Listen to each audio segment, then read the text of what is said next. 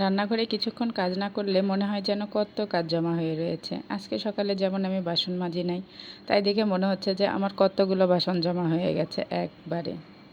এজন্যই রান্নার পরপর সব কাজ করে রাখলে রান্নাটা অনেক বেশি সহজ হয়ে যায়। আজকে সকালবেলা ঘুম থেকে উঠতে লেট হয়ে গেছে, সব কাজই যেন লেট। সকালবেলা ঘুম ভেঙেই দেখি যে 6:30 বেজে গেছে। তাড়াহুড়া করে সকালের খাবারটা খাইয়ে তাসিন বাবুকে স্কুলে পাঠিয়ে দিয়েছি। তারপর বরাবরের মতো দুপুরবেলা রান্না করার জন্য রুমে চলে এসেছি। রুম বলতে বোঝাচ্ছি রান্নাঘরটা। রান্নাঘরে চলে এসেছি। রান্নাঘরে আসার পর তো আমার মনটা আরেকবার খারাপ হয়ে গেছে যে এত কাজ জমা হয়ে গেছে। কারণ কাজ জমা করে রেখে কাজ করাটা অনেক বেশি কষ্ট।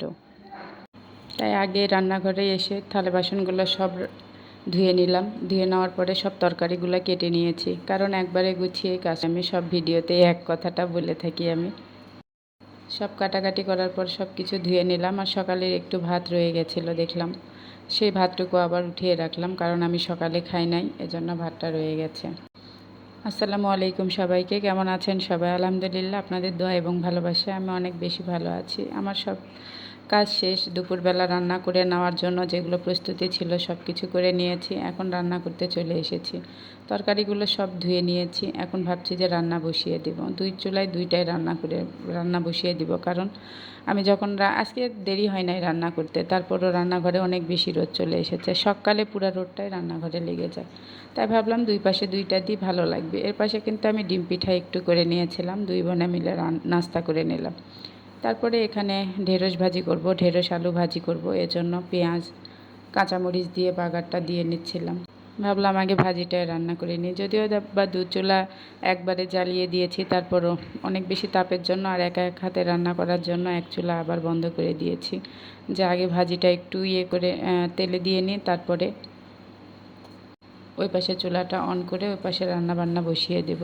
এর জন্য ভাজিটা আগে ভেজে নিয়েছিলাম। আজকে ভাবলাম যে ভাজিতে কোনো পানি ব্যবহার করব না, সব ভাজিটা তেলের উপরেই রান্না করে নেব, কারণ কড়াইটা তেলেই ছিল, লেগে যাবে না।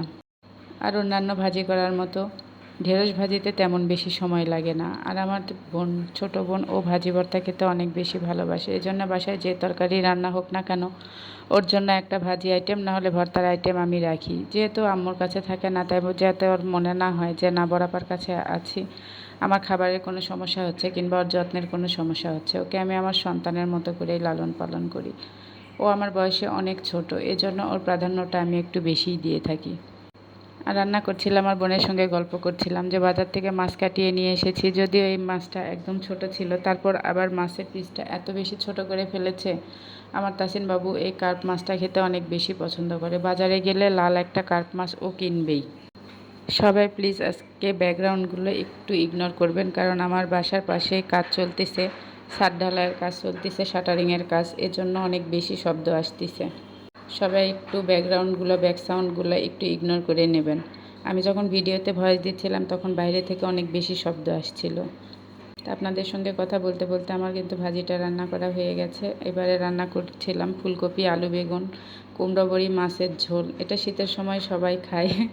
ফুলকপি দেখলেই মনে হয় যে না, শীত এবার চলেই এসেছে, কারণ ঝোলের আইটেমটা না রাখলে তাসিন বাবু আবার খেতে চায় না। এজন্য যাই হোক, ওদের দুজনার পছন্দ মতো প্রতিদিন যেমন রান্না করি আজকেও তেমন রান্না করে ফেললাম। তো আমার ভিডিওগুলো ভালো লাগলে অবশ্যই লাইক, কমেন্ট, শেয়ার করে আমার পাশে থাকবেন। আজকের ভিডিওটা এ পর্যন্তই। সবাই দোয়া করবেন আমার জন্য। আর খাবারগুলো দেখেই বুঝতে পারতেছেন কতটা লোভনীয় হয়েছে। যাক বাবা, আমিও গরম গরম খেয়ে নিই। তো সবাই ভালো থাকবেন, সুস্থ থাকবেন। অবশ্যই আবারও বলছি, ভিডিওগুলো ভালো লাগলে একটা শেয়ার দিয়ে আমার পাশে থাকবেন।